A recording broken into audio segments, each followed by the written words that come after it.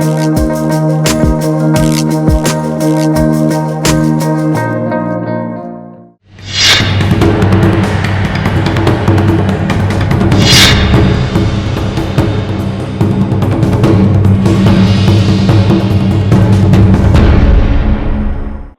मु सुप्रिया। ट्रम्प चाहूछंती कौन कहीं एभली किछि फैसला नेउछंती जहा सबुठी अस्थिरता सृष्टि करुछि। केउ राष्ट्रर राष्ट्रपति को अपहरण करुछंती, केउ राष्ट्र बा केउ स्थान उपरे निजर आधिपत्य पई जीत धरुछंती, जेमिति कि ग्रीनलैंड बंधु कही प्रथमे व्यापार करुछंती, परे टारिफ र माड़ कही तांको उपरे करि चालछंती एवं नाटो को कोठी भांगुछंती। फ्रांस रो राष्ट्र मुख्यंकर पर्सनल मेसेज को सर्वसम्मुख को नहीं आछंती। नोबेल न देबा को नहीं नॉर्वे उपरे राग सुझौछंती। ईरान को सैन्य पठाउछंती। भारत उपरे टारिफ र धमक दउछंती। चीन, रशिया, नॉर्थ कोरिया समस्तक प्रति कोन कोन अभिमुख्य रहिछि ताहा पूरा विश्व देखि विचलित भी हेउछि जे जणे राष्ट्र मुख्य निज राष्ट्र स्वार्थ बा निजर व्यक्तिगत कौन से असुविधा को नहीं एभली अस्थिरता सृष्टि करि पारे कि से परिस्थिति को विश्व वर्तमान देखुछि। ए संपर्क रे हमें अधिक आलोचना करिबा। हम सहित भालचंद्र षडंगी रहिचंती, वरिष्ठ स्तंभकार। भालचंद्र बाबू स्वागत करुछि आलोचना को। अनेक गुड़िए घटनाक्रम आमे विश्व रे वर्तमान देखुछे। किछि घटनार तो सीधा सड़क प्रभाव भारतीय हिसाब रे मध्य भारत को प्रभावित करुछि बोली आमे अनुभव करि पारुछे। वर्तमान आमे देखुछे कनाडा, वेनेजुएला, ग्रीनलैंड को अमेरिका तार निजर बोली दर्शाइबा आरंभ करसलाणी मानचित्र रे। विभिन्न प्रकार कथा देखिबा कुछे। संपर्क रे आपनकर प्रारंभिक प्रतिक्रिया। वर्तमान अमेरिकार राष्ट्रपति द्वितीय थर निर्वाचित हबा परे डोनाल्ड ट्रम्प सारा पृथ्वी पई गोटे विपद सृष्टि करचंती। एवं गोटे पटे तांकर व्यक्तिगत व्यवहार, व्यक्तिगत आचरण सामना को आसुची। अति से केते एम्बिशियस, केते से क्षमता लोभी एवं केते साम्राज्यवादी चरित्रर एवं ता सहित अमेरिका रो जो शासन व्यवस्था गोटे साम्राज्यवादी व्यवस्था, से व्यवस्था भीतर संकट भी सामना को आसुची। एवं आज पृथ्वी रे जो परिस्थिति सृष्टि होती केवल ट्रम्प व्यक्तिगत भाव दायी नुहंती। एवं यही जो परिस्थिति सृष्टि हवार पछर अछि जो अर्थनैतिक संकट, अमेरिका तार अर्थनीति को संभाली पारुनी। तेणु आउरी ताको अधिक खनि दरकार, अधिक रिसोर्स दरकार, अधिक ट्रेड दरकार, अधिक तार कंचामाल दरकार। ए सब पाई अमेरिका वर्तमान गोटाए पर गोटे स्टेप नौची जोटा कि सारा पृथ्वी रे अस्थिरता सृष्टि करची। एवं आउ गोटे पटे जे देखिबे जो ओल्ड वर्ल्ड ऑर्डर थिला, पुराना विश्व व्यवस्था थिला, सेथरे बहुत परिवर्तन देखा जाउची हम लक्ष्य करूचे। अच्छा। एवं ट्रेडिशनली अमेरिका और यूरोप रो देश माने जब हमें पाश्चात्य देश बोली कहू, से माने सामरिक भाव रे नाटो रे एकाठी अछंती एवं सेमानकर स्वार्थ सब बेले गोटे थिला। एवं अमेरिका जहा करूतला ताकू से माने आखि बुझी की समर्थन करि आछंती। एवं आज एमिति परिस्थिति हेची यूरोपीय शक्ति माने अमेरिका सहित आमना सामना रे ठिया हिचंती। एवं अमेरिका सेमानंकु जबरदस्त धमक भी दउची, टारिफ लगउची एवं ता सहित सेमानंकर भौगोलिक जो भूखंड अछि से भूखंड को भी दखल करबा पई खोला खोली भाबरे घोषणा करिछि। जोटा कि ग्रीनलैंड देखिले एवं निकट रे हमें बारंबार जितिबा पर इलेक्शन रे जितिबा पर तो से प्रथम कहिथिले जे कनाडा होछि हमर 51तम राज्य बोली। एवं एबे गतकाली जो सी शेयर करछंती तांकर सोशल मीडिया प्लेटफॉर्म रे से जो शेयर करछंती मानचित्र गोटे, से मानचित्र रे ग्रीनलैंड कनाडा तापरे वेनेजुएला तीनटा को अमेरिका रो पार्ट एंड पार्सल बोली बा अमेरिका रो अंश विशेष बोली देखैछंती, जहा को ट्रम्प समर्थक माने ग्रेटर अमेरिका बोली कहउछंती। निश्चय निश्चय ट्रम्प कर भी सब ट्रम्प कर व्यक्तिगत समर्थक माने कहि पारंती, किंतु अमेरिका रो साधारण लोक समस्ते होते या चाहू न थई पारंती। एवं आपण देखंतु जे जोटा कि आज आमे देखुचे जोटा विश्व वर्ल्ड इकोनॉमिक फोरम रे जो प्रकार यूरोपीय देश माने आउटब्रस्ट करछंती, से माने जो प्रकार विरोधगार करछंती ट्रम्प को विरुद्ध रे एवं ट्रम्प को नीति विरुद्ध रे, एई यूरोपीय शक्ति माने जो माने आउ गत किछि दिन तळे जेते बेले गत 3 तारिख रे वेनेजुएला ऊपर ट्रम्प आक्रमण करथिले से माने स्वागत करथिले एवं ठीक अछि उचित कदम उचित पदक्षेप बोली घोषणा करथिले। एवं एमाने ही अतीत रे देखिबे इराक ऊपर आक्रमण हो, अफगानिस्तान ऊपर आक्रमण हो, ईरान विरुद्ध रे बासंद हो, रशिया विरुद्ध रे बासंद हो, अमेरिका रो जेते सब कुकर्म वा पाप ରହିଛି ସେ ସବୁ ଜାଗାରେ ମାନେ ଭାଗିଦାରୀ ଥିଲେ। ସେମାନେ ଜାଣିନଥିଲେ ଯେ ଏତେ ଶୀଘ୍ର ତାଙ୍କ ପାଳି ବି ପଡିପାରେ ବୋଲି। ଏକ୍ଜାକ୍ଟଲି ଏଇଟା ଯେତେବେଳେ ସେମାନେ ନିଜ ଉପରକୁ କଥାଟା ଆସିଲା ଏବଂ ଯେତେବେଳେ ଆମେରିକାର ସମ୍ପ୍ରସାରଣବାଦୀ କି ସାମ୍ରାଜ୍ୟବାଦୀ ନୀତିର ଶିକାର ଯେତେବେଳେ ସେମାନେ ନିଜେ ହବାକୁ ଯାଉଛନ୍ତି ସେତେବେଳେ ସେମାନେ ଅସହାୟ ଅନୁଭବ କରୁଛନ୍ତି ଏବଂ କହୁଛନ୍ତି ଯେ ଟ୍ରମ୍ପଙ୍କର ନୀତି ସାମ୍ରାଜ୍ୟବାଦୀ ନୀତି ଏଇଟା ଠିକ ନୁହେଁ ବୋଲି। ତେଣୁ ଏଇଟା ଗୋଟିଏ ପଟେ ଦେଖନ୍ତୁ, ଏଇଟା ଗୋଟେ ଆଉ ଗୋଟିଏ କଥା ଦେଖନ୍ତୁ, କିଛି ପୃଥିବୀର ବିଭିନ୍ନ ଡେଭଲପମେଣ୍ଟ ହେଇଛି ଆମେ ଦେଖୁଛେ। ଗୋଟେ ପଟେ ହଉଛି ଆରବ ଦେଶ ମାନେ ଯେତେବେଳେ ଇରାନରେ ଇଣ୍ଟରନାଲ ଅନରେଷ୍ଟ ହେଲା ଏବଂ ଆମେରିକା ତାକୁ ହସ୍ତକ୍ଷେପ କରିବା ପାଇଁ ଚାହିଁଲା, ଆମେରିକାର ସିଧାସଳଖ ଆମେରିକା ରାଷ୍ଟ୍ରପତି କହିଲେ ଆମେ ସୈନ୍ୟ ପଠେଇବୁ, ଗୋଟେ ଯୁଦ୍ଧ ପରି ପରିସ୍ଥିତି ଗୋଟେ ସମୟ ଆସିଲା ଯେତେବେଳେ ସମସ୍ତେ ଭାବୁଥିଲେ ଯେ କୋଉ ମୁହୂର୍ତ୍ତରେ ବି ଆମେରିକା ଆକ୍ରମଣ କରିପାରେ ଏବଂ ସେଇ ସମୟରେ ଦେଖିବେ ଆରବ ଦେଶ ମାନେ ଏସର୍ଟ କଲେ, ଆମେରିକାକୁ ରୋକିଲେ, ଆମେରିକାକୁ ସିଧାସଳଖ କହିଲେ, ବିରୋଧ କରି କହିଲେ, ସେ ସାଉଦି ଆରବ ହଉ କି ଅନ୍ୟ ଦେଶ ମାନେ ହୁଅନ୍ତୁ, ଯୋଉମାନେ ଆମେରିକାକୁ ସିଧାସଳଖ କହିଲେ ଯେ ଏଇ ଯୁଦ୍ଧ ଆକ୍ରମଣ କରିବାଟା ଉଚିତ ହବନି ଏବଂ ପୁରା ଅଞ୍ଚଳକୁ ଗୋଟେ ଅସୁବିଧାରେ ପକାଇବ, ସାରା ପୃଥିବୀର ସଂକଟ ସୃଷ୍ଟି କରିବ। ସେମିତି ଆପଣ ଦେଖନ୍ତୁ 2 ଦିନ ତଳେ କାନାଡାର ବୈଦେଶିକ ମନ୍ତ୍ରୀ ଯାଇଥିଲେ, ଚାଇନା ଯାଇଥିଲେ। ଚାଇନା କାନାଡା ଭିତରେ ବହୁ ବର୍ଷ ପରେ 3 ଦଶନ୍ଧି ପରେ ଗୋଟେ ବାୟୋଲେଟରାଲ ଏଗ୍ରିମେଣ୍ଟ ହେଲା ଏବଂ ସେମାନଙ୍କ ଭିତରେ ସମ୍ପର୍କ ସ୍ଥାପନ ହେଲା। ଏଇଟା ପ୍ରମାଣିତ କରୁଛି ଯେ ୟୁରୋପ ଧୀରେ ଧୀରେ ଆମେରିକା ୟୁରୋପ ଭିତରେ ଗ୍ୟାପ୍ ବଢୁଛି ଏବଂ ଆମେରିକା କୁ ଆଉ ୟୁରୋପର ଦେଶ ମାନେ ଆଉ ନିଜର ସହଯୋଗୀ କିମ୍ବା ଭାବରେ ବିଶ୍ୱାସ କରିପାରୁନାହାନ୍ତି। ତେଣୁ ଏଇଭଳି ଏକ ପୃଥିବୀରେ ବର୍ତ୍ତମାନ ଗୋଟିଏ କଥା ସ୍ପଷ୍ଟ, ପୃଥିବୀ ଆଉ ଏକ ଧ୍ରୁବୀୟ ବିଶ୍ୱ ହେଇକିରି ରହିନି, ୟୁନିପୋଲାର ୱାର୍ଲଡ ନୁହେଁ, ମଲ୍ଟିପୋଲାର ୱାର୍ଲଡ ହେଇସାରିଲାଣି, ଯୋଉଥିରେ ଗୋଟିଏ ଶକ୍ତି ସାରା ପୃଥିବୀର ଯୁଦ୍ଧ ଓ ଶାନ୍ତିର ନିଷ୍ପତ୍ତି ନେଇପାରିବନି। ସାରା ପୃଥିବୀରେ ବହୁତ ଗୁଡାଏ ଶକ୍ତି ବାହାରିଛନ୍ତି ଯୋଉମାନେ ସାରା ପୃଥିବୀର ରାଜନୀତିକୁ, ଅର୍ଥନୀତିକୁ କିମ୍ବା ସାମରିକ ଇଏକୁ ନିର୍ଣ୍ଣୟ କରୁଛନ୍ତି। କେବଳ ଆମେରିକାର ଏକଚାଟିଆ ଅଧିକାର ନାହିଁ ଏବଂ ଆମେରିକା ରାଷ୍ଟ୍ରପତି ଯୋଉଟା କରୁଛନ୍ତି ସିଏ ନିଜର ଏକଚାଟିଆ ଅଧିକାରକୁ କାୟମ କରିବା ପାଇଁ, ଆଧିପତ୍ୟକୁ ବଜେଇ ରଖିବା ପାଇଁ ଗୋଟେ ପ୍ରୟାସ କରୁଛନ୍ତି। ଆଜ୍ଞା, ଏବଂ ଅନ୍ୟ ରାଷ୍ଟ୍ର ମାନେ ଚିନ୍ତା କରିପାରୁନାହାନ୍ତି ଯେ ଟ୍ରମ୍ପଙ୍କ ଶାସନ ଅନ୍ତ ହେବା ପର୍ଯ୍ୟନ୍ତ ଅପେକ୍ଷା କରିବା ପାଇଁ, ଆଉ ଅପେକ୍ଷା କଲା ବେଳକୁ ଆହୁରି ରାଷ୍ଟ୍ର ମାନଙ୍କୁ ଦୁର୍ବଳ କରିସାରିଥିବେ ସିଏ, ତେଣୁକରି ତୁରନ୍ତ ସେମାନେ ତାଙ୍କର ରିଆକ୍ସନ ଦବାକୁ ଚାହୁଁଛନ୍ତି। କିନ୍ତୁ ଭାରତ ବହୁତ ଗୁଡେ ସମୟରେ ନିରବତା କାହିଁ ମାନେ ଅବଲମ୍ବନ କରୁଛି। ଛୋଟିଆ ଛୋଟିଆ ରାଷ୍ଟ୍ର ମାନେ ଯୋଉଠି କହିପାରୁଛନ୍ତି ସେଠି ଭାରତ ଏକ ବିଶାଳ ଦେଶ, ଯଦି ବେପାର ଦୃଷ୍ଟିକୋଣରୁ ଦେଖିବା ତାହେଲେ ବିଶାଳ ବଜାର, ତା ସତ୍ତ୍ୱେ ମଧ୍ୟ କାହିଁକି ମୁହଁ ଖୋଲି କିଛି କହିପାରୁନି ବିଭିନ୍ନ ସମୟରେ? କାରଣ ସେମାନେ ଭାରତକୁ, ଭାରତର ରାଷ୍ଟ୍ର ମୁଖ୍ୟକୁ ବାରମ୍ବାର ଅପମାନିତ କଲା ଭଳିଆ ଏକଦମ ପିଲାଳିଆମି କଥାବାର୍ତ୍ତା କରୁଛନ୍ତି ପୁରା ବିଶ୍ୱ ପଟଳରେ, ସେଟା ଦେଖା ବି ଯାଉଛି। କାହିଁକି ତା ଉପରେ କୌଣସି ପ୍ରକାର ଷ୍ଟାଣ୍ଡ ନେଇ ପାରୁନି? ଦେଖନ୍ତୁ, ମୋଦି ସରକାର ସମୟରେ ପୁରାପୁରି ଭାରତର ବୈଦେଶିକ ନୀତି ବିପର୍ଯ୍ୟସ୍ତ ହେଇଛି କହିଲେ ଚଳେ ଏବଂ ମୋଦି ଯଦିଓ ଆପଣ ଦେଖିବେ ଏଇ ସରକାର ସମୟରେ ହିଁ ବହୁତ ପ୍ରଚାର କରାଯାଇଛି, ବହୁତ ପଇସା ଖର୍ଚ୍ଚ କରାଯାଇଛି ଏବଂ ପ୍ରଧାନମନ୍ତ୍ରୀ ବୋଧେ ଭାରତର ଇତିହାସରେ ମୋଦି ହିଁ ତାଙ୍କର ଟେନ୍ୟୁର ଭିତରେ ସର୍ବାଧିକ ବିଦେଶ ଗସ୍ତ କରିଛନ୍ତି ଏବଂ ଏଇ ବିଦେଶ ଗସ୍ତ ବିଭିନ୍ନ ସମୟରେ ଟୋଟାଲି ଅର୍ଗାନାଇଜ ବା ପ୍ରାୟୋଜିତ ବିଦେଶ ଗସ୍ତ ହେଇକିରି ମଧ୍ୟ ସାରା ପୃଥିବୀରେ ସାରା ଭାରତରେ ସେମାନେ ଗୋଟେ ଧାରଣା ସୃଷ୍ଟି କଲେ ଯେ ଭାରତର ବୈଦେଶିକ ନୀତି ବହୁତ ସୁଦୃଢ ଅଛି ଏବଂ ମୋଦିଙ୍କର ପୁରା ସାରା ପୃଥିବୀରେ ଯେତେ ଅଛନ୍ତି ରାଷ୍ଟ୍ର ମୁଖ୍ୟ ମାନେ ଅଛନ୍ତି ସେମାନେ ମୋଦିଙ୍କୁ ନ ପଚାରିକିରି କୌଣସି ନିଷ୍ପତ୍ତି ନେଉନାହାନ୍ତି। ଏପରିକି ଆମର ଜଣେ ମନ୍ତ୍ରୀ କହିଦେଲେ ଯେ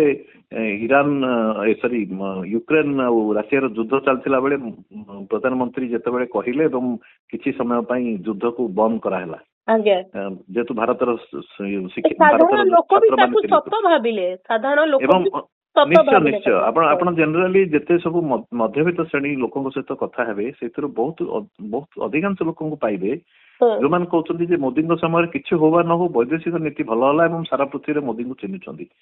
ମୋଦିଙ୍କୁ ଚିହ୍ନିବାଟା କଥା ନୁହେଁ, ଭାରତର ପ୍ରଭାବ ବିଶ୍ୱର ଯୋଉ କୂଟନୀତିରେ ବା ବିଶ୍ୱ ରାଜନୀତିରେ ଭାରତର ପ୍ରଭାବ କେତେ ସେଇଟା ନେଇକିରି ବୈଦେଶିକ ନୀତି ସଫଳ ହେଲା କି ବିଫଳ ହେଲା ଜଣା ପଡିବ। ଆପଣ ଦେଖନ୍ତୁ, ଗୋଟିଏ ପରୀକ୍ଷା ହେଲା ଯେତେବେଳେ ଅପରେସନ ସିନ୍ଦୁର ହେଲା, ଭାରତକୁ ଗୋଟିଏ ବି ଦେଶ ସମର୍ଥନ କଲେନି। ଇସ୍ରାଏଲ ଯଦିଓ କିଛି ଇନଡାଇରେକ୍ଟଲି ସପୋର୍ଟ କଲା, କିନ୍ତୁ ଇସ୍ରାଏଲର ସ୍ୱାର୍ଥ ରହିଛି, ଯେହେତୁ ଇସ୍ରାଏଲ ସବୁ ମୁସଲିମ ଦେଶ ମାନଙ୍କର ବିରୋଧୀ, ସେହି ହିସାବରେ ପାକିସ୍ତାନର ବି ଦୃଢ ବିରୋଧୀ ଏବଂ ଭାରତ ଇସ୍ରାଏଲଠୁ ବହୁତ ଅସ୍ତ୍ରଶସ୍ତ୍ର ଆମଦାନୀ କରୁଛି। ତେଣୁ ବ୍ୟବସାୟିକ ସ୍ୱାର୍ଥ ଦୃଷ୍ଟିରୁ ଏବଂ ଭାରତକୁ ବି ସେମାନେ ଚାହୁଁଛନ୍ତି ପାଲେଷ୍ଟାଇନ ପ୍ରସଙ୍ଗରେ ଭାରତକୁ ନିଜ ସପକ୍ଷରେ ରଖିବା ପାଇଁ, ଏସବୁ ଦୃଷ୍ଟିରୁ ଇସ୍ରାଏଲ କିଛି ମାତ୍ରାରେ ସପୋର୍ଟ କଲା। କିନ୍ତୁ ଇସ୍ରାଏଲକୁ ଛାଡିଦେଲେ ପୃଥିବୀର ଗୋଟିଏ ବି ଦେଶ ଆମର ସମର୍ଥନ କଲାନି। ଏବଂ ପରିସ୍ଥିତି ଏମିତି ହେଲା ଯେ ଅପରେସନ ସିନ୍ଦୁର ପରେ ଯେତେବେଳେ ପାକିସ୍ତାନର ଗ୍ରହଣୀୟତା ବଢିଲା, ପାକିସ୍ତାନର ଇଏ ସେନାଧ୍ୟକ୍ଷ ଅଛନ୍ତି ଅସୀମ ମୁନିର, ସିଏ ଆମେରିକା ରାଷ୍ଟ୍ରପତିଙ୍କର ବ୍ୟକ୍ତିଗତ ନିମନ୍ତ୍ରଣ ପାଇକିରି ଗଲେ, ସେଇଠି ତାଙ୍କୁ ସମ୍ମାନ ଦିଆଗଲା। ଏବଂ ପାକିସ୍ତାନ ପଟେ ବହୁତ ଦେଶ ଖୋଲାଖୋଲି ଭାବେ ବାହାରିଲେ, ଟର୍କି ପରି ଦେଶ, ଏପରିକି ଆମ ଭାରତ ବି ସ୍ୱୀକାର କଲା ଯେ ଚାଇନା ବି ପାକିସ୍ତାନକୁ ଖୋଲା ସମର୍ଥନ ଦଉଥିଲା ବୋଲି। ଏସବୁ ପରେ ଏମିତି ପରିସ୍ଥିତି ହେଲା, ଭାରତର ଏତେ ଦିନର ଯୋଉ ପ୍ରଧାନମନ୍ତ୍ରୀ ଏତେ ଦେଶ ବୁଲିଛନ୍ତି ସେ କାମ ଦେଲାନି। ଶେଷକୁ ଭାରତର ସାଂସଦ ମାନଙ୍କର ଟିମ୍ କୁ ପଠାଇବାକୁ ପଡିଲା ସାରା ପୃଥିବୀକୁ, କହିବା ପାଇଁ ଯେ ଅପରେସନ ସିନ୍ଦୁରରେ ଆମର ପଜିଟିଭ ଭୂମିକା ଥିଲା ଏବଂ ଆମକୁ ସମର୍ଥନ କରନ୍ତୁ ବୋଲି। ଏବଂ ସବୁଠୁ ଦୁଃଖଦାୟକ ହେଲା ଏଇ ଯୋଉ ଟିମ୍ ସବୁ ଗଲେ, କୌଣସି ଗୋଟିଏ ଦେଶର ରାଷ୍ଟ୍ର ମୁଖ୍ୟ କି ବୈଦେଶିକ ମନ୍ତ୍ରୀ ମାନେ ବି ଆମକୁ ସେଇ ଟିମ୍ କୁ ସାକ୍ଷାତ କଲେନି। ତେଣୁ ଭାରତର ବୈଦେଶିକ ନୀତି ଅତ୍ୟନ୍ତ ଦୁର୍ବଳ ସ୍ଥିତିରେ ଅଛି ବୋଲି ସେଇଟା ପ୍ରମାଣିତ କରୁଥିଲା। ସେ ଦୃଷ୍ଟିରୁ ମାନେ ଆମେ ବର୍ତ୍ତମାନ ଦେଖୁଛେ ଯେ କୌଣସି ପ୍ରକାର ଷ୍ଟାଣ୍ଡ ନବା ଅବସ୍ଥାରେ ବି ନାହାନ୍ତି। ଆଜି ଦେଖନ୍ତୁ ଭାରତର ସ୍ଥିତି କେତେ ଅସହାୟ। ଭାରତ ଆମକୁ ଆମର ପ୍ରଧାନମନ୍ତ୍ରୀଙ୍କୁ ସିଏ ବାରମ୍ବାର ବ୍ୟକ୍ତିଗତ ଭାବରେ ତାଚ୍ଛଲ୍ୟ କରୁଛନ୍ତି, ବ୍ୟକ୍ତିଗତ ଭାବରେ କହୁଛନ୍ତି ଯେ ମୁଁ ମିଡିଏଟ କରିକିରି ମୁଁ ଭାରତ ପାକିସ୍ତାନ ଭିତରେ ଯୁଦ୍ଧ ବନ୍ଦ କରେଇଛି, ସେ ଖୋଲାଖୋଲି ଭାବେ କହୁଛନ୍ତି। ଏବଂ ଟ୍ୟାକ୍ସ ଟାରିଫର ଭୟ ଦେଖେଇକିରି, ବ୍ୟବସାୟର ଭୟ ଦେଖେଇକିରି କାରବାର କରିବ ଆମେ ଏତିକି % ଲଗେଇଦେବୁ, ତମେ ତାଠୁ ଯଦି ଆଣିବ ତାହେଲେ ଆମେ ଏତିକି %। ତାପରେ ବି ଏତେ ସବୁ ସତ୍ତ୍ୱେ ଭାରତର ପ୍ରଧାନମନ୍ତ୍ରୀ ଗୋଟିଏ ଥର ବି ପାଟି ଖୋଲି ନାହାନ୍ତି ଯେ ଏମିତି କିଛି ହେଇନି, ଟ୍ରମ୍ପ ମିଛ କହୁଛନ୍ତି ବୋଲି। କିନ୍ତୁ ଅନ୍ୟପଟେ ଦେଖିବେ ଆଜି ୱାର୍ଲଡ ଇକୋନୋମିକ ଫୋରମର ମିଟିଂରେ ଖୋଲାଖୋଲି ଭାବରେ କାନାଡାର ପ୍ରଧାନମନ୍ତ୍ରୀ ଯେଉଁଭଳି ଭାଷାରେ ଟ୍ରମ୍ପଙ୍କୁ ସମାଲୋଚନା କଲେ, ସେଟା ସାରା ପୃଥିବୀର ଲୋକ ଆଜି ଦେଖିଛନ୍ତି। ଏବଂ ଆପଣ କେବଳ ସେ କଥା ନାହିଁ, ଜେଲେନ୍ସ୍କି ପରି ୟୁକ୍ରେନର ରାଷ୍ଟ୍ରପତି ଯିଏ ଯୁଦ୍ଧ ଭିତରେ ଅଛନ୍ତି, ଚାପ ଭିତରେ ଅଛନ୍ତି, ଆମେରିକାର ଦୟାରେ ରହିଛନ୍ତି, ସିଏ ଯେତେବେଳେ ଗଲେ ଆମେରିକାର ରାଷ୍ଟ୍ରପତି ଓଭାଲ ଅଫିସରେ ତାଙ୍କୁ ଯେତେବେଳେ ଅପମାନିତ କଲେ, ସେ ସିଧାସଳଖ ତାଙ୍କୁ ଜବାବ ଦେଇଥିଲେ। ତେଣୁ ପୃଥିବୀର ବହୁ ଛୋଟ ଛୋଟ ଦେଶ ବି ସେମାନେ ସାହସ କରୁଛନ୍ତି। ଆପଣ ଦେଖନ୍ତୁ, ଯେତେବେଳେ କଲମ୍ବିଆ ଉପରେ ଆକ୍ରମଣ କରିବେ ବୋଲି ଟ୍ରମ୍ପ କହିଲେ, କଲମ୍ବିଆର ରାଷ୍ଟ୍ରପତି ଗୋଟେ ତାଙ୍କର ଏକ୍ସ ରେ ସିଏ ଟ୍ୱିଟ୍ କଲେ, ସିଏ କହିଲେ ଯେ ମୁଁ ବନ୍ଧୁକ ଧରିକିରି ମୁକାବିଲା କରିବା ପାଇଁ ପ୍ରସ୍ତୁତ ଅଛି। ରାଷ୍ଟ୍ରପତି ଟ୍ରମ୍ପ ଭାବନ୍ତୁ ନା ଯେ ଆମେ ସରେଣ୍ଡର କରିବୁ ବୋଲି ଖୋଲାଖୋଲି ଭାବେ କହିପାରିଲେ। କିନ୍ତୁ ଆମ ଦେଶରେ ଆମେ ଏତେ ଅସହାୟ ହେଇଯାଇଛି। ଆମର ବାରମ୍ବାର ଦେଖନ୍ତୁ, ସବୁଠୁ ବଡ ଆମେରିକାର ଯୋଉ ବର୍ତ୍ତମାନ ଯୋଉ ଟ୍ରମ୍ପଙ୍କର ଯୋଉ ଆକ୍ରମଣ, ଭାବୁଛେ କି ଯେ ଆମେ ଆମକୁ କାଳେ କୋଉଠି ଯାଇକି ଅପଦସ୍ତ କରିଦିଏ। ମନେକର ଦେଖନ୍ତୁ, ଫ୍ରାନ୍ସ ରାଷ୍ଟ୍ର ମୁଖ୍ୟଙ୍କ ସହ ସେ କଣ କଥା ହେଇଥିଲେ ପର୍ସନାଲ ମେସେଜରେ, ଇଏ ଗୋଟେ ଏମିତି ଅନପ୍ରେଡିକ୍ଟେବଲ ଲୋକ ହେଇଛନ୍ତି। ଗୋଟେ ନେତାର ଏତେ ଅରାଜକତା ରହିଛି, ଏତେ ବ୍ୟକ୍ତିଗତ ମାନେ ଗୋଟେ ସଙ୍କି ମାନସିକତାର ଲୋକ ଗୋଟିଏ, ସେ ତାଙ୍କର ପର୍ସନାଲ ମେସେଜ କୁ ସର୍ବସମ୍ମୁଖକୁ ନେଇ ଆସୁଛନ୍ତି। ତ ତାଙ୍କ ସହିତ କିଛି ବି କଥା ହେଲେ ସେ କାଲି ସକାଳକୁ ସାରା ଜଗତକୁ ଜଣେଇଦେବେ, ଏଇଭଳି ଏକ ଭାବନା ବି ସମସ୍ତଙ୍କୁ ଭୟଭୀତ କରୁଛି କି କିଛି ଲୋକ ସେଥିପାଇଁ କାଳେ ଆମେ ଅପଦସ୍ତ ହେଇଯିବୁ ଆମ ରାଷ୍ଟ୍ର ଭିତରେ କି ବିଶ୍ୱରେ। ସେ ଦୃଷ୍ଟିକୋଣରୁ ବି ଗୋଟେ ସମ୍ଭାବ୍ୟ ଦୂରତା ରଖିବା ପାଇଁ ଚେଷ୍ଟା କରୁଛନ୍ତି କି? ନାଇଁ, ସେଇଟା ଗୋଟେ କାରଣ ବି ଅଛି। ବିଭିନ୍ନ ମିଡିଆରେ ବି ବିଲୋ ଦ ବେଲ୍ଟ ପଲିଟିକ୍ସ କରୁଛନ୍ତି, ତାଙ୍କର ଡିପ୍ଲୋମାସି, ତାଙ୍କର ପଲିଟିକ୍ସ ସବୁ ବିଲୋ ଦ ବେଲ୍ଟ ଚାଲିଛି।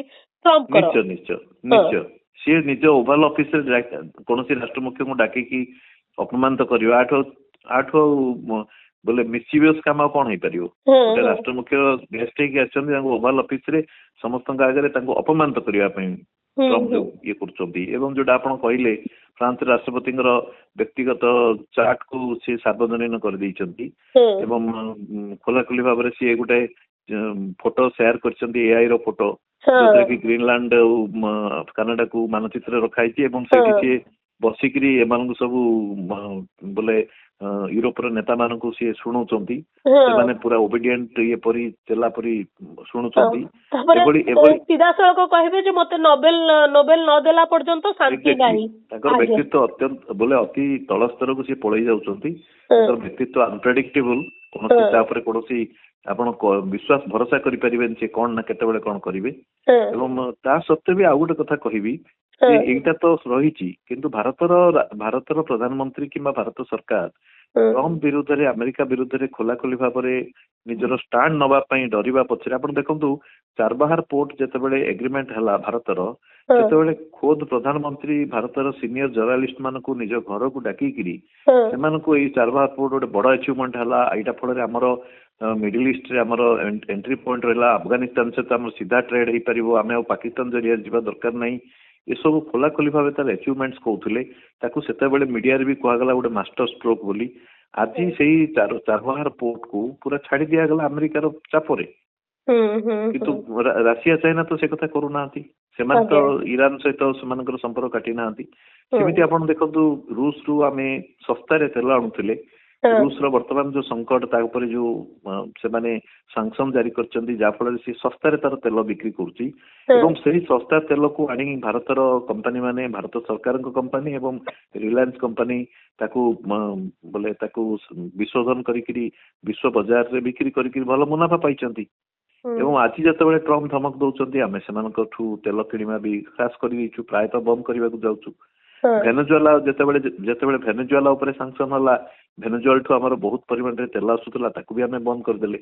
କିନ୍ତୁ ଭାରତ ସରକାର ଆମେରିକାର ଚାପରେ ଆଜି ନୁହେଁ, ଲଗାତାର ଭାବରେ ଏମାନେ ଯେତେ ଯାହା କୁହନ୍ତୁ ନିଜର ସ୍ୱାଧୀନ ବୈଦେଶିକ ନୀତି କଥା ନେଇକରି ବହୁତ ବଡ କଥା କୁହନ୍ତୁ, କିନ୍ତୁ ଭାରତ ସବୁବେଳେ ଆମେରିକାର ଚାପରେ କାମ କରୁଛି ଏବଂ ବହୁତ ସମୟରେ ଆମେରିକାର ବୈଦେଶିକ ନୀତି ସହିତ ଆମେ କପି କରିକି ଆମ ନୀତି ତିଆରି କରୁଛୁ, ଯାରି ଫଳରେ ଏଇଟା ଲଙ୍ଗ ଟର୍ମରେ ଭାରତର ସ୍ୱାର୍ଥ ପାଇଁ ହିତକାରକ ନୁହେଁ। କାରଣ ଅନ୍ୟ ଏବେ ଦେଖନ୍ତୁ ଆମେରିକା ଗୋଟିଏ ମାତ୍ର ପ୍ଲେୟାର ନୁହେଁ ୱାର୍ଲଡରେ, ବର୍ତ୍ତମାନ ଅନ୍ୟ ସୁପର ପାୱାର ମାନେ ଏମର୍ଜ କଲେଣି ଏବଂ ଯଦି ଭାରତ ଏମିତି ଆମେରିକାର ପିଛଲକୁ ବା ଆମେରିକାର ବୋଲେ ପଛରେ କରିବ, ଫଲୋ କରିବ ବା ଆମେରିକାର ଗୋଡାଣିଆ ହେଇକି ରହିବ, ତାହେଲେ ଆମ ରୁଷ ଆଉ ଚାଇନା ଆମକୁ ଭରସାରେ ଇଏ କରିବେନି, ଆମର ସହିତ ତାଙ୍କର ସମ୍ପର୍କ ଆହୁରି ଖରାପ ହବ। କାରଣ ଟ୍ରମ୍ପଙ୍କର ଯୋଉ ଆମେରିକା ଫାଷ୍ଟ ନୀତିର ଯୋଉ ଧାରା ରହିଛି, ସେ ପରୋକ୍ଷରେ ଆମେରିକାକୁ ବି କ୍ଷତିଗ୍ରସ୍ତ କରୁଛି। ଆଗାମୀ ସମୟ ଆମେରିକା ମଧ୍ୟ ଦୁର୍ବଳ ହବ। ଆମେରିକା ବର୍ତ୍ତମାନ ଟ୍ରମ୍ପଙ୍କ ଲାଗି ଆମେରିକାର ଲଙ୍ଗ ଟର୍ମ ଇଣ୍ଟରେଷ୍ଟ ହାର୍ମ ହେବାକୁ ଯାଉଛି, କାହିଁକି ଆମେରିକା ବୋଲେ ମିତ୍ର ଅପେକ୍ଷା ଶତ୍ରୁ ଅଧିକ ତିଆରି କରିବାରେ ଲାଗିଛି। ଆଉ ଟ୍ରମ୍ପ ଏଇଥିରେ କେବଳ ଏତିକିରେ ସିଏ ନୀରବ ରହିବେନି, ତାଙ୍କର ଲଗାତାର ଭାବରେ କଣ ନା କୋଉ ଦେଶ ଉପରେ ତାଙ୍କର ଟାର୍ଗେଟ କରୁଥିବେ। ଆପଣ ଦେଖନ୍ତୁ ୟୁରୋପୀୟ ଦେଶ ମାନଙ୍କୁ ସିଏ ଯେତେବେଳେ ଟାରିଫ ଲଗେଇ ପାରୁଛନ୍ତି ଗ୍ରୀନଲାଣ୍ଡ ଇସ୍ୟୁରେ, ସିଏ ଆଉ କାହାକୁ ଛାଡିବେ?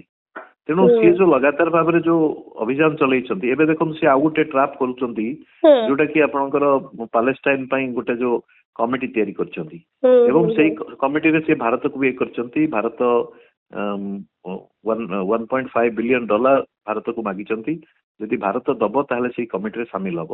ଆଉ ସବୁଠୁ ଆଶ୍ଚର୍ଯ୍ୟର କଥା ଯେ ପାଲେଷ୍ଟାଇନ ପାଇଁ ହେଇଥିବା କମିଟିରେ ନା ପାଲେଷ୍ଟାଇନର କିଏ ଅଛି, ନା ଆରବ ଦେଶ କିଏ ଅଛନ୍ତି, ନା କୌଣସି ମୁସଲିମ ଦେଶ ଅଛନ୍ତି।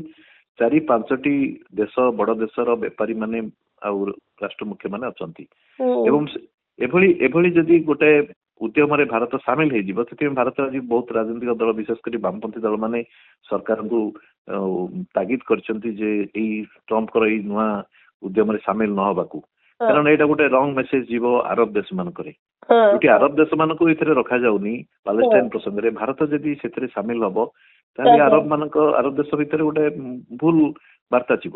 ପଡୋଶୀ ତ ଆମର ଆଉ ହେଇକିରି ନାହାନ୍ତି, ପଡୋଶୀଙ୍କ ସହିତ ଆଉ ଗୋଟେ କଥା ଏଇ ସରକାର ସମୟରେ ଆମେ ଦେଖିଲେ ପ୍ରଥମ ଥର ପାଇଁ ଭାରତର କୌଣସି ପଡୋଶୀ ଦେଶ ଆମର ମିତ୍ର ହେଇକି ଆଉ ନାହାନ୍ତି। ସମସ୍ତେ ଏଇଟା ଚାଇନା ସହିତ ଅଛନ୍ତି, ନା ତ ଆମେରିକା ସହିତ ଅଛନ୍ତି। ତେଣୁ ବୈଦେଶିକ ନୀତି ସମ୍ପୂର୍ଣ୍ଣ ରୂପେ ବିଫଳ ହେଇଛି, ଏଥିରେ ସ୍ୱୀକାର କରିବାରେ କିଛି ଇଏ ନୁହେଁ। ଆଜ୍ଞା, ମୁଁ ପ୍ରାୟ ଶେଷ ପ୍ରତିକ୍ରିୟା ନେବି ଭାଲଚନ୍ଦ୍ର ବାବୁ। ଟ୍ରମ୍ପଙ୍କର ଏଇ ଯୋଉ ଅସ୍ଥିରତାକୁ କୋଉ ପ୍ରକାରେ ବିଶ୍ଵ ଦେଖୁଛି, ହୁଏତ ଆମ ଆଖପାଖରେ ଯଦି କୌଣସି ମଣିଷ ଏଇ ପ୍ରକାର କାମ କରୁଥାନ୍ତା, ତାକୁ ଆମେ ବୟସାଧିକ ସମୟର ବାଚଳାମୀ ଯୋଉ କୁହାଯାଏ ଯେ ଟିକେ ମାନସିକ ଭାବରେ ସେ ଅସ୍ଥିର ହେଲେଣି, ସେଇ କ୍ରମରେ ମଧ୍ୟ ତାଙ୍କର କିଛି କାମକୁ ଆମେ ବିଚାର କରୁଥାନ୍ତେ। ମୁଁ କହୁଛି ଆମ ଆଖପାଖର ପରିସ୍ଥିତି ଦୃଷ୍ଟିକୋଣରୁ, ସେ ଦୃଷ୍ଟିରୁ ଆମେ ବିଚାର କରିଥାନ୍ତେ। ବୋଧ ହୁଏ ବୟସ ଅଧିକ କାରଣରୁ କୌଣସି ଏକ ନିଷ୍ପତ୍ତିରେ ସେ ସ୍ଥିର ରହିପାରୁନାହାନ୍ତି, ବା ସକାଳେ ଉଠିକିରି ରାତିରେ କଣ କହିବେ, ସକାଳେ କଣ କହିବେ, ତା ଭିତରେ କୌଣସି ସମନ୍ୱୟ ରହୁନି, ଏଇ ପ୍ରକାର କହୁଥାନ୍ତେ। କିନ୍ତୁ ବର୍ତ୍ତମାନ ସେ ପାୱାରରେ ଅଛନ୍ତି ଏବଂ ପାୱାରଫୁଲ କଣ୍ଟ୍ରିର ହେଡ୍। ସେ ଦୃଷ୍ଟିକୋଣରୁ ସିଏ ଯେତେବେଳେ ସାମରିକ ବିମାନ ମୁତୟନ, ସେନା ଠୁଳ, ସବୁଠି ଅସ୍ଥିରତା ସୃଷ୍ଟି କରିବା ପାଇଁ ବିଭିନ୍ନ ପ୍ରକାର ନୀତି ନିଷ୍ପତ୍ତି ନେଉଛନ୍ତି, ତା ଦ୍ୱାରା ପୁରା ବିଶ୍ୱ କୋଉଠି ନା କୋଉଠି ପ୍ରଭାବିତ ହଉଛି। ଏ ସମ୍ପର୍କରେ ଆପଣଙ୍କର ଶେଷ ପ୍ରତିକ୍ରିୟା ଚାହିଁବି। ସିଏ ଯୋଉ ବର୍ତ୍ତମାନ ଗ୍ରେଟର ଆମେରିକାର ସ୍ୱପ୍ନ ଦେଖୁଛନ୍ତି, କାନାଡା, ଭେନେଜୁଏଲା, ଗ୍ରୀନଲ୍ୟାଣ୍ଡ ସମସ୍ତଙ୍କୁ ନିଜର ବୋଲିକିରି କହିବା ପାଇଁ ଚେଷ୍ଟା କରୁଛନ୍ତି, ସେଥିରେ ସେ ସଫଳ ହେଲା ଭଳି ଆପଣଙ୍କୁ ଲାଗୁଛି? ନା ଛୋଟ ଛୋଟ ରାଷ୍ଟ୍ର ହେଲେ ମଧ୍ୟ ପୁରା ମୁହଁ ତୋଡ ଜବାବ ଦେବା ପାଇଁ ପ୍ରସ୍ତୁତି ରହୁଛି?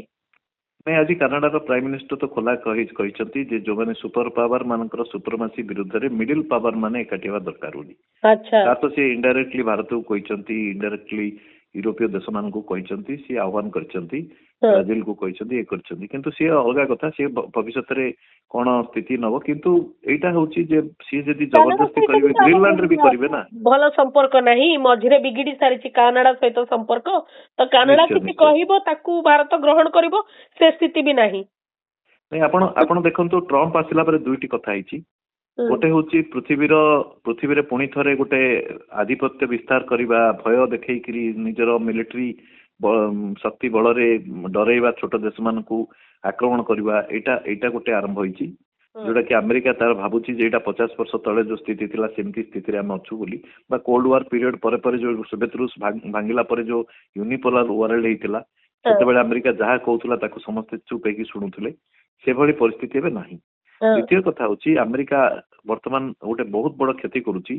ଯେତେ ଦେଖନ୍ତୁ ଇଣ୍ଟରନ୍ୟାସନାଲ ଇନଷ୍ଟିଟ୍ୟୁସନ୍ସ ଥିଲା, ଆପଣଙ୍କର ମିଳିତ ଜାତିସଂଘ କୁହନ୍ତୁ, ବିଶ୍ୱ ସ୍ୱାସ୍ଥ୍ୟ ସଂଗଠନ କୁହନ୍ତୁ, ଆପଣଙ୍କର ଯୋଉଟା କି ଏନଭାୟରମେଣ୍ଟ ଉପରେ କୋପ୍ସ ଇଏଟା କୁହନ୍ତୁ, ବୋଲେ ତାପରେ ଆପଣ ଦେଖନ୍ତୁ ୟୁଏସ୍ ଏଇଡ୍ ଥିଲା, ପୃଥିବୀର ବିଭିନ୍ନ ଦେଶ ମାନଙ୍କୁ ଆମେରିକାର ସପୋର୍ଟ ଯାଉଥିଲା।